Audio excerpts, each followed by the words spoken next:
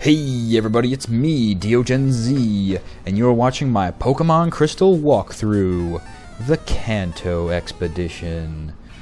Today's travels will take us across this pedantic pier of Pokemon trainers that eventually leads into the same way we came first, back towards Vermilion City, but we're hitting it at a different route now, so we get to go on the other side of Snorlax. It's all about the angle, people. No, it's really not. It all comes down to going to what we did in the previous episode last time, getting that installation upgrade for your radio card so that you can fine-tune your Pokegear into the Kanto stations. I guess there's some kind of decoding, kind of like there's a PAL and NTSC for DVDs. I guess that would be the same sort of thing here. It's just the region. Kind of makes sense if you think about it. But I didn't know radios were region locked. I thought if you could just tune into the frequency, if there was a tower nearby, you got that channel. It doesn't matter where you're from. But I don't know, maybe somebody who's more of an electronics major than I am and knows radios better can comment and fill me in with some insight. What's that all about? So you have to do that first. That's kind of why I left that in a separate short episode, because it is so vital to getting the Snorlax in this episode that you cannot do anything without it. And of course, everything before that is even more important. The first and foremost thing you might want to do in Kanto is go ahead and turn on the power plant, which means don't even bother with Lieutenant Surge. If you don't feel that your team is up to the task and you want to fight some of these trainers, I mean, this is all excellent experience for any of your team that is still low, less than the rest of your regularly trained team, and the three main top Pokemon that you use. I know, I did those strategies too, and it's nothing to be ashamed of, but now is the time to balance out your team a bit more. And by doing that, you'll have a better chance at beating all the Kanto gym leaders in just one shot. The good thing is we did kind of a training episode montage before the Elite Four, so our power levels were risen, and they stayed consistent. Pfft, level 25 Magikarp, how can you insult me? But everyone trains differently, and it's a good place to raise some of the EV evolutions. I have Umbreon right now, but if I was to complete the Pokedex, I would also have to get Espeon as another evolution with Jolteon, Electron, yes. The electric type EV, no. Jolteon, Vaporeon, and Flareon. Wow, almost didn't remember their names. I'm like, well, if it's not Electron, who could it be? But Execute makes me think of omelets. What's your favorite type of omelet? I personally like the ones with roasted peppers, mushrooms, fresh cheddar. Good eatins'. Oh, that would be awful if I was raisioning Execute. It was sleeping and in the morning there was just one left. It looks around and says to me, DeoGenZ, where are my brethren? In my belly. And they were delicious. Good with vegetables, good with cheese. But what pleases you when it comes to Execute omelets? Maybe not any. But speaking about Execute and things that are pinkish purpley, Ditto is a good way for you to complete that Pokedex requirement of having multiple EVs, because Bill's family, or Bill himself I should say, is not going to give you another EV after the one that he gave you in Goldenrod. And yes, we did not get hit with any wild Pokemon going to that trainer, and yes, it itches because there are ticks in the grass. Be careful, people. I learned that they're not really in the trees, they're more in the grass, so as long as you stay out of the grass, the tall grass, it's not that you will not encounter wild Pokemon in real life. You will not get Lyme's disease, and that is very important, so you can go through the tall grass in Pokemon and continue to catch and battle these awesome digital wild creations. Okay, growing levels all over the place. The thing is, this episode is not about superseding our enemy. We have to capture a wild Pokemon. Snorlax. I should have brought some berries along with me to throw at it. Quick, while it's distracted, while it's eating. It would be a lot easier to catch Snorlax in Safari Zone, I feel, because you could just expend your entire food quota. Let him eat that, and while he's eating, just catch him in a Pokeball. Just make sure to stuff an extra Poffin in there in the Pokeball so that when he enters the ball, it's filled with food. Because Snorlax is ravenous.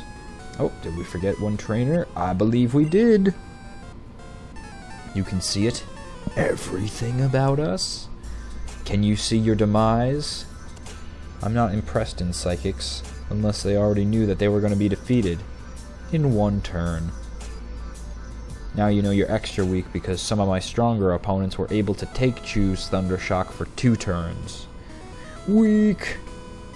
Snorlax has a belly though, and that belly is a defensive belly, so it will be able to take the brunt force of many of our attacks.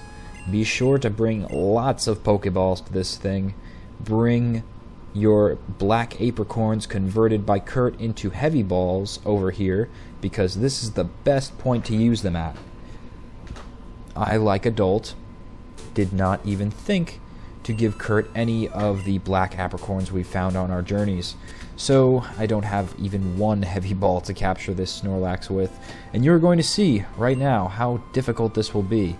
Now once you find that appropriate station, the Pokeflute channel, talk to Snorlax by clicking on it with A. It'll wake up and attack in a grumpy rage. Ba-na-na-na. It appeared. I think I like attacking in grumpy rage much better than just appeared. But Snorlax looks truly massive in Crystal. Love the sprite for that thing. But look at how little our attack does. And he has this annoying ability, just like we've been encountering with all the recovering foes we've faced. He can re-heal by going to sleep. It's Snorlax's little ability. Being such a lackadaisical, sleepy type Pokemon that he is, he can regain health by resting. Well, you can too if you have the Rest TM. So, if you have a wall type like Snorlax, or if you want to come here first, like I said in your Kanto adventures, merely turn on the power plant, you don't even have to battle Misty. You've got all the TMs on your side, you've unlocked all the gyms in Johto, so you're free to roam the Kanto region as it is. Then go directly to Lavender Town to get the Pokegear installment for Kanto, and come get this guy on your team, because he is super powerful, and he may be a great aid in a powerful last battle that we will have, finishing out this series perhaps. But I will talk about more of that later. But he will come in handy is all I'm saying.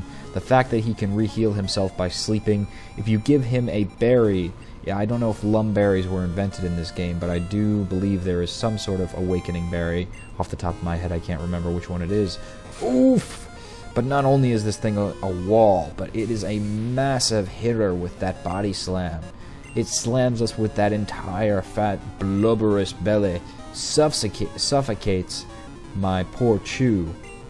We're gonna have to fight Blubber with Blubber and just use pure power.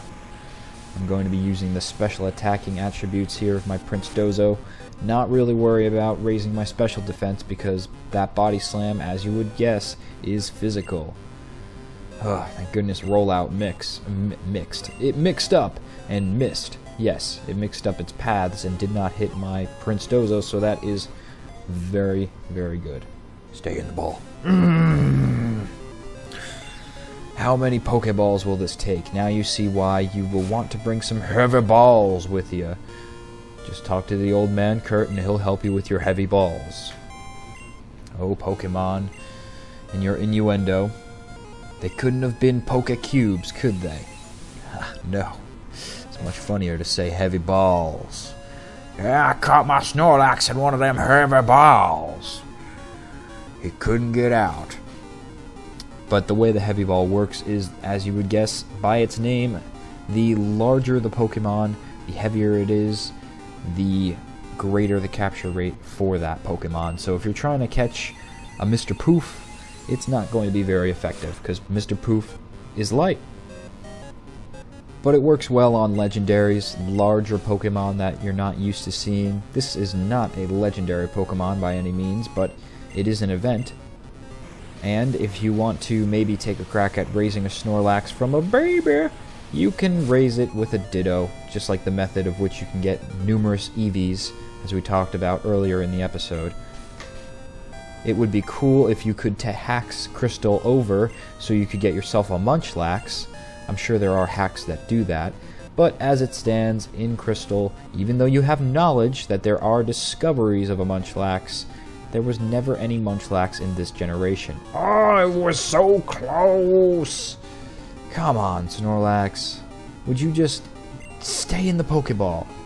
If you just stay in the Pokeball, I will let you sleep the rest of the game. I will not even ask you to battle. I will just let you sit in the box, sleep in your ball, and eat all the biscuits you want. Please, Snorlax, stay in the ball.